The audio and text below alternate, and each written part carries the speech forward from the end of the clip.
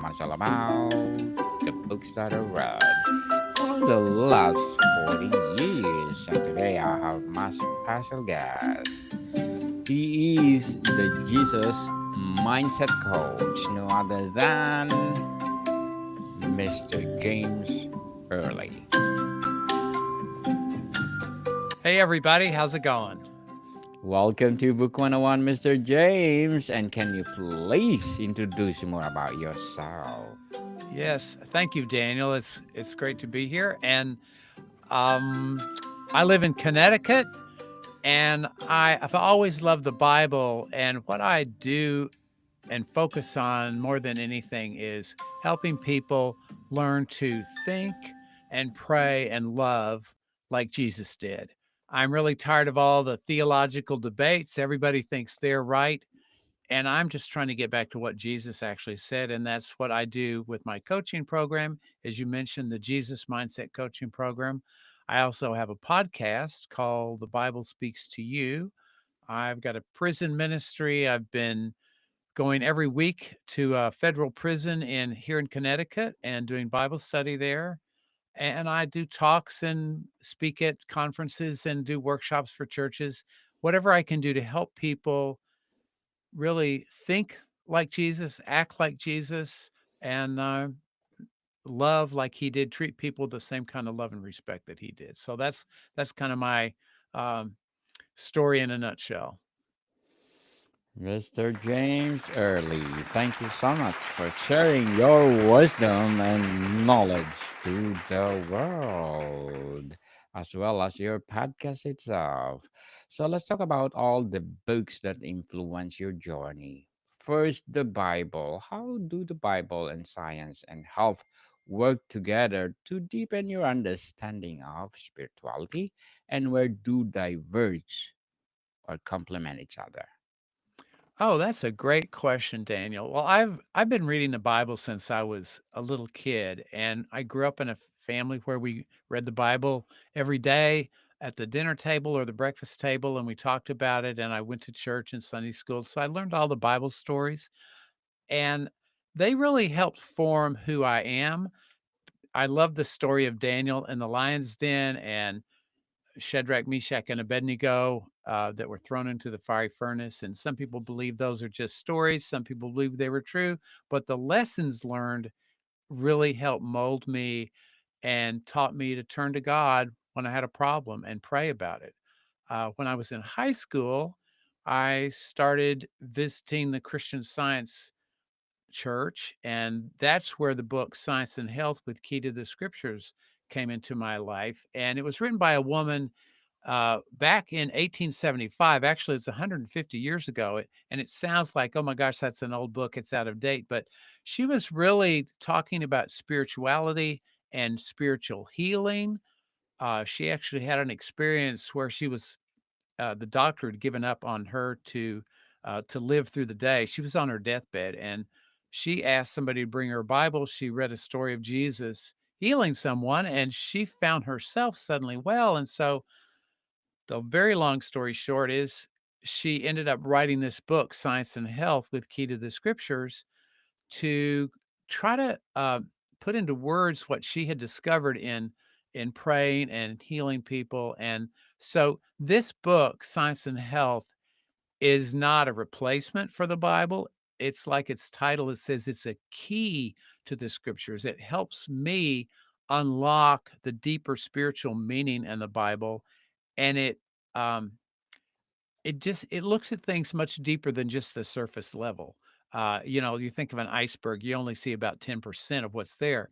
Most of it's underneath the surface. And I think some of the spiritual lessons in the Bible, some of the stories in the Bible, they go a lot deeper spiritually. And that's what the book has helped me. And um, the other thing is it has brought healing into my life. I've had some really wonderful experiences where I have felt God's healing power in my life. Sometimes it's been, I was sick, or I had Lyme disease one time, and through the ideas in this book, Science and Health in the Bible, it was healed without going to the doctor. Sometimes it's healing a relationship problem, or getting healing myself of pride, or all kinds of things that we have to deal with in our lives. It's just those two books together have helped me understand my relationship to God better. It's helped me love other people more unconditionally and not be so judgmental. And so, how do they differ? Uh, the Bible obviously was written over a number of years, centuries, by lots of different people, and has lots of different stories. Uh, Science and Health was written by one person over a period of 45 years. She kept working on the text to try to make it clearer and more understandable and relatable. Um, but they both talk about God's healing power, and that's the thing that really attracts me to them. Very well said, Mr. James. Beautifully articulated and empowering answer. And let's talk about The Big Leap by Gay Hendricks. Hendricks talk about the upper limit problem. Self-sabotage when success exceed our self-concept. How have you confronted this in your spiritual or personal growth? Oh, that's such a great question. And I love the big leap. I learned about it through a book discussion group I was in, and we shared ideas and stuff. Um, you know, all too often we have set an arbitrary limit in our own mind about what we can do, what we can accomplish, the things that we're capable of even thinking about. And we have all this negative self talk of, oh, I can't do that, or I didn't learn how to do that, or I'm not that kind of person. And um, so these limits that we have set for ourselves, they they become a law to us until we realize, wait a minute, I can and see, you can see this picture of the cover. That cover says it all. Sometimes you have to take a big leap to get to Yes. a bigger situation, a bigger opportunity, literally a bigger fishbowl. And that's I love that that cover says the whole thing, as I said. Uh, True. you have to make an effort. Nobody's going to do it for you. Somebody can encourage you or kick you in the rear, or it may be a circumstance that forces you to do it, but you have to do the work yourself. And I think when you realize, wait a minute, I can do better than this. I may not know how to, but I can find out how to. I can ask for help if I need it. That's one of the things that's probably I have self-sabotaged myself on more than anything is, I don't know how to do this, so I don't try, I don't do it, or I try and I fail, and I realize that's when you ask for help.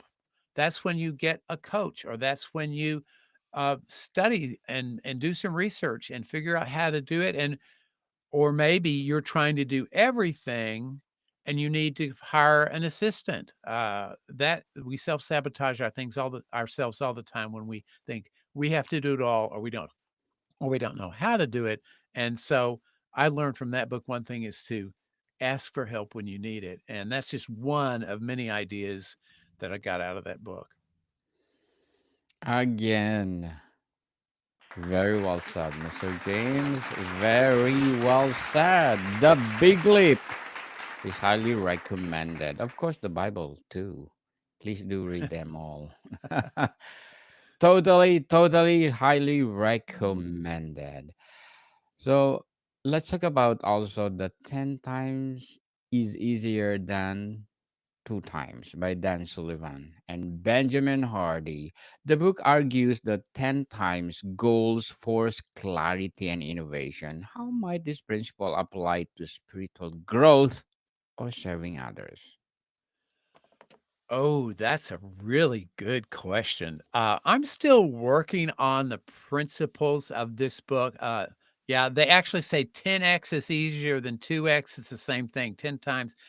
The premise of this book is that if you're just going to grow by one step at a time, it's a lot slower and you're doing the same amount of work. And so to be strategic and think it's kind of like the big leap in some ways. Take a bigger idea of what you can do, focus on the things you do, get somebody else to do the parts that you don't like or you're not good at, so you can focus on the things that will help your business or your whatever you're doing grow. So you asked about spirituality. I think sometimes we're just trying to solve a problem on the surface level of the problem. And maybe we just do that. But maybe there's a deeper s- spiritual lesson and a deeper emotional or mental cause of the problem. There's something much deeper in our thinking that needs to be dealt with. For example, uh, sometimes I haven't tried to do something because I didn't think I was capable. The more I dug deep into my own mindset, I realized I really had an inferiority complex. I thought that, well, I'm not as good as somebody else. Well, that's what needed to be dealt with. And so the more I have dealt with the root of the problem, I've been able to make more spiritual progress than if I was just dealing with the problem on the surface of I don't know how to do this situation, kind of like I was talking about from the Big Leap. Um, I think this book has helped me go deeper and look from a broader perspective of how to solve problems, what the real issue is, uh, and not be afraid to take a hard, honest look in the mirror and say, okay, I really have to face this. Because if you go through life thinking, I'm no good, I'm not good enough, it's going to affect everything you do. And you may try to solve all those little things that you don't think you can do. But if you'll go down and chop out that root of I'm not good enough and realize, well, I am good enough. God made me in his image and likeness. God made me capable of doing things or getting somebody to help me, then you realize that's just a negative attitude or mindset that you picked up along the way. That's not the way God intended us to feel about ourselves. He wanted us to be productive and creative and fulfilled in life. And so uh, the more we get at that root cause of the problem, that root negative, that negative talk that we negative self-talk, uh, then I think that's when we make much more progress spiritually and business, family relationships, whatever it is. Mr. James, thank you for recommending 10 times is easier than 2 times to us. So let's talk about On Praying for Strangers by River Jordan. How has praying for strangers changed your perspective on community, empathy, or divine guidance? Oh, that is such an important thing to think about. This book is about a lady who made a promise to herself. She was going to, every day, she was going to find a stranger and pray for them. And she was a very timid person.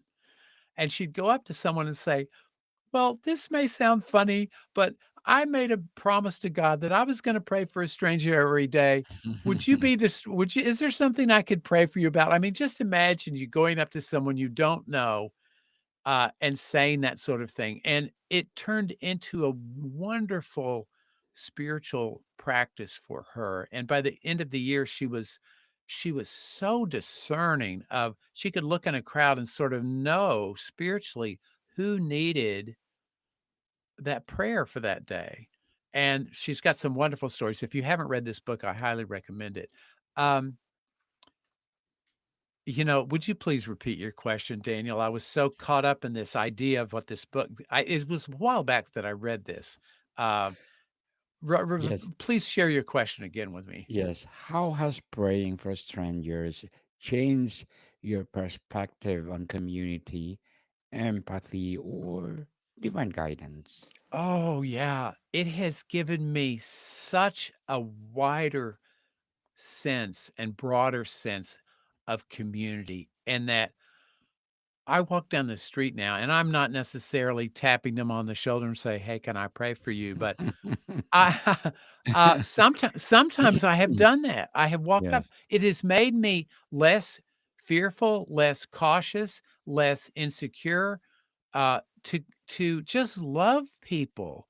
They don't have to be like me. They can be scary looking. They can be, look like they got all their ducks in a row, but it has made me love people in a much deeper way and realize they're all my brothers and sisters. Whether I agree with them on things or not doesn't matter, whether they're from the same country, the same culture, speak the same language. I was recently on an airplane and I didn't know anybody on the airplane. I just felt so much love for all those people on the airplane. Uh, and every once in a while, when I'm feeling that way, I'll have a wonderful conversation with the person sitting next to me on the airplane. And um, I'll never see them again, but that's okay. That's okay. We're just expressing love and interest and that sort of thing, and so I think it's just really, um, it has given me as far as spiritual discipline, it has taught me to watch my thinking, not be so judgmental, because if you're being judgmental of people, that's kind of the opposite of loving, and you're gonna miss an opportunity maybe to literally help someone. It is the other thing it's done for me is if I see someone, on the street, walking down the sidewalk or in a situation and something happens, nobody's going to help them. I just can't help myself. I just run over to help them if I can. And that has made it's just made me much more conscious of people that are really part of my community. Even if I don't know them personally, they're still part of the the general population. I'm thinking, hey, Jesus said everybody is our neighbor. Love your neighbor as yourself. Well, that means everybody. So that's what it's done for me. Very well said again, Mr. James. Beautifully articulated. And thank you for recommending praying for strangers. So let's talk about the cross book connections. Fears versus faith. How these books collectively address overcoming fear by Hendricks Upper Limit, Sullivan's by 10 times boldness to step into spiritual trust. Oh, that's a that's a great thing to think about. Um, Daniel, for me, I love these kinds of books because when you see somebody else's story, when you read about how they met and dealt with their fears and faced them, it's interesting how that gives you the the impetus to think, well, I can do that too. A lot of these books give, step by step ideas or exercises or things you can think about to help you face your fears and your self perceived limitations. And I think all these books have helped me, take an honest look at myself and realize, hey, I'm afraid to do this for whatever reason. I'm afraid to try that for whatever reason. And when you see somebody else that, well, this is the way somebody else overcame a very similar thing, you think, oh, okay, well, I can try that. And so they're kind of like workbooks or textbooks almost um, in how to be honest with yourself and say, okay, that's something I need to work on. Because if you're not aware that you have a problem, it's hard to work on it. It's hard to try to find a solution. But once you're aware of it, I think that's probably the overall connection between these books and including the Bible and Science and Health. All these books have helped me become aware of what I need to work on, but also of my natural abilities to be able to work on them. So they've all been very empowering and also very, thought-provoking, and they stretch my mind, to think about things in a new way, and so all those things together is why I love all these books. Indeed, Mr. James, again, very well said. And before we continue our discussion for today, I'm just want to shout out my ranking tops for the last 30 days because in Mali I got number 9 on the Apple chart. United Arab Emirates 11, El Salvador 13, Uruguay, Norway, Canada, Slovenia, Macedonia, and many more. Thank you so much for supporting this podcast because this podcast is created to empower writers, authors, podcast hosts, and empowering people all over the world. So, Mr. James, praying for strangers emphasizes selflessness. How does serving others align with the personal growth principles in the Big Leap or 10 times? You know, it's it's easy to just think about yourself, and if you're in business or whatever you're doing, you're just thinking about yourself and you're just trying to get ahead. But I have found that when I am thinking about other people, I'm thinking about how I can help them. And I've talked to people who have a business where their goal is to help people, not just to make money for themselves. Um, there's more joy in that. They may not be more successful financially, although sometimes they are very successful financially when you're being unselfish and trying to serve other people. But there are other important resources just besides money. There are other measures of success besides money. And I think part of that is at the end of the day, when you know you've helped someone face a problem and you can't solve their problem for them, but you can encourage them, you can be their cheerleader, you can share ideas that have helped you, you can help them pick themselves up maybe and encourage them.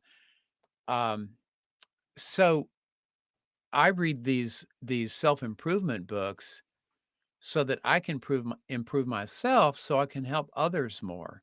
And a lot of times I'll share the ideas from the books with them, put it in my own language, or I'll refer the books to them to say, "Hey, you should check this out. This might be helpful." But the selflessness brings a deeper sense of satisfaction than just making a lot of money and being successful. I have talked to a lot of people who have made a lot of money just for themselves. And at the end of the day, they're not satisfied. All they want is more money. They don't have any sense of deep inner spiritual fulfillment. And I think when you have that attitude of helping other people and actually people being helped, and then they get back to you and say, "Oh my gosh, that was so helpful." When I get an email like that from some of my podcast listeners or some of my coaching clients, and they say, "Oh, you've made all the difference in my life. I've been able to solve all these problems," or "You've given me such a deeper understanding of my relationship with God," uh, that makes me feel great. No money can buy that. And so I think Priceless. they're totally priceless. Um, I got an email from someone the other day that said, "I've been listening to your podcasts for a long time. I love them so much. I feel like I know Jesus so much better because I've listened to your podcast." I'm like, well, that's the ultimate compliment for me uh, is to help someone have that relationship with Christ and not just a bunch of words or theories, but an actual spiritual connection. And so now I don't know, all your listeners may not be uh, people of faith, but you could take these ideas and apply them in whatever you're doing. Indeed. Which books' ideas challenge you most to rethink limitations, whether spiritual, emotional, or practical?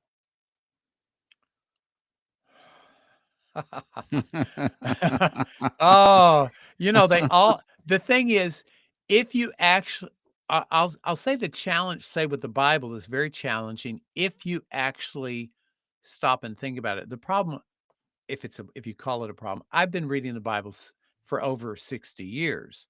And so a lot of times you'll read the same verse or the same story and you think, yeah, yeah, yeah, I know all that. But the for me, what's challenging is when I stop and actually think about, well, how does this story apply to me today? What's the lesson I can learn today? That's when that book is challenging. Uh, Same thing with the book Science and Health. I've been reading that for over 50 years, and there's some deep spiritual, um, challenging ideas in there. She asks some really penetrating questions, and That when you actually stop and think about those instead of just gloss over them, think, yeah, I've read that before, that presents a challenge. I think the books like Pray I read the book Praying for Strangers 10 years ago, maybe whenever it was. And that was challenging because I would have been scared to do that at that point in my life. And it really is like, "Oh my gosh," it was so amazing, it was like, "I don't think I could do that." I'm a lot closer to being able to do that now. Um, as far as the big leap and, 10x is easier than 2x, the challenging part is really you realizing the bad habits, the bad mindset, the negative self-talk, the limitations you've accepted about yourself. And so the challenge is to say, "Oh gosh, it's going to take some deep work to face those things." So, um, but you know what? I'm at the point in my life I'm ready for that. I enjoy that. It may be hard. I may not do it as quickly as somebody else might, but um, I think to keep engaging with those kinds of books, and there are probably a lot more out there that I haven't read yet, but every once in a while I'll find one. And we need to be challenged because it causes me to rise a little more to the occasion and recognize and rediscover more of who I really am and what I am really capable of instead of the limitations I've accepted about myself.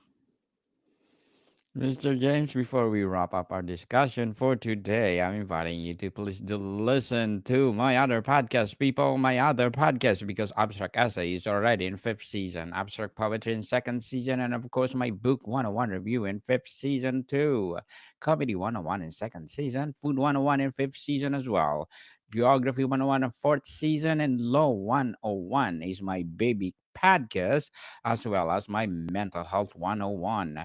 Love Letters in third season, and Movie 101 Review and Music 101 in its fourth season, Science 101 and Sex 101 in its first season. Please listen to them wherever you listen your podcast.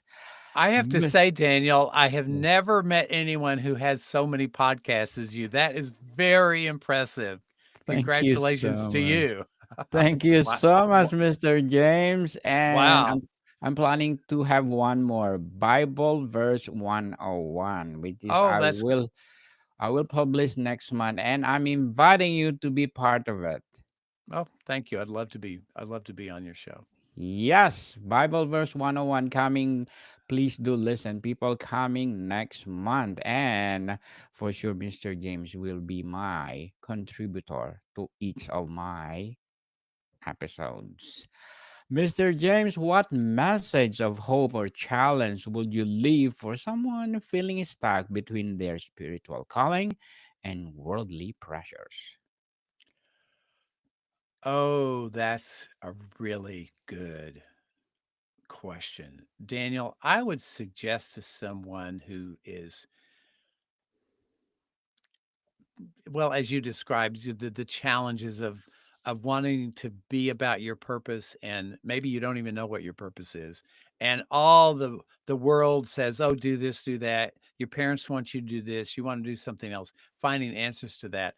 I would suggest that you read the what we call in the Christian world the Sermon on the Mount. It's chapters 5, 6, and 7 of the Gospel of Matthew. If you have a Bible, you'll know what I'm talking about. If you don't Yes. have a Bible, you can get one at the library. But uh, and I'm not trying to. If you're not a Christian, I'm not trying to convert you to be a Christian. That's between you and God. But the the ideas in those three chapters in the Gospel of Matthew are common sense spiritual um, action items. And so I would say, invite you and encourage you to read those three chapters, 5, 6, and 7 of Matthew, and make a list of all the things that Jesus says in there to do. Things like be a peacemaker, walk the extra mile. If if if you see that somebody else has a problem, instead of being judgmental of them. Take care of your own problem first. He has that in a colorful metaphor. He says, if you've got a log in your own eye, don't try to get the speck out of your neighbor's eye. In other words, take take care of your own stuff first instead of being judgmental of somebody else when your problem is worse than theirs. There are all kinds of these action items, um, and including what we usually call the golden rule: do unto others as what you would have them do unto you. So you do make a list of all those things. Just try to do them for a week, and then see if that doesn't give you a better sense of who you are and what you're capable of and what your purpose is and how you can help other people. And everybody's going to be different. Obviously, that's the beauty of um, we're all different. That's the beauty. That's the beauty of God's creation. You can't copy somebody else's purpose. You have a distinct, unique purpose of your own. It comes from God. If you try to force it, you may be happy for a while, but it won't last.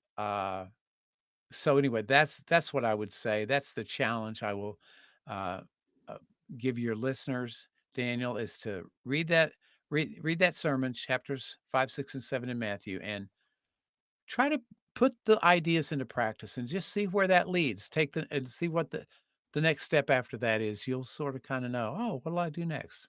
Go from there. Mr. James Early, thank you so much for sharing your wisdom, knowledge to the world. So, can you please invite our listeners to support your coaching itself? So, I would love to connect with your listeners, and I'm gonna have a special page. I don't have it up yet, but I'll have it up right after I get off of this call.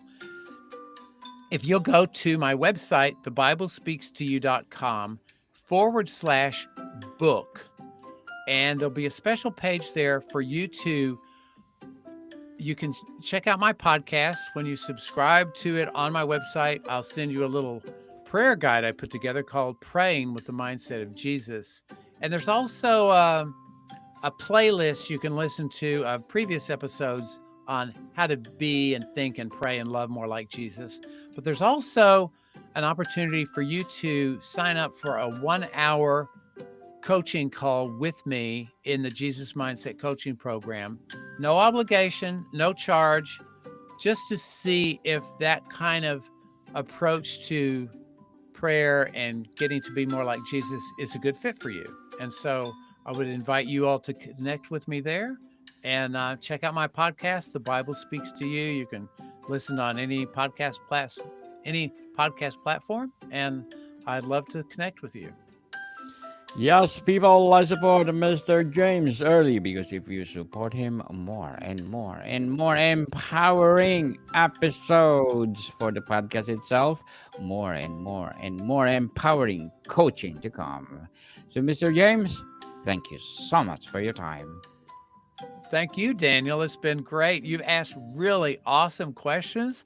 I usually don't get so many awesome questions at one time. That's just wonderful. You've really made me think, and I'm grateful for that. You are most welcome, Mr. James. And please do tune in for my upcoming podcast, Bible Verse 101, coming next month. More to I'm come, looking people. forward. Yes, more to come, people. See you soon.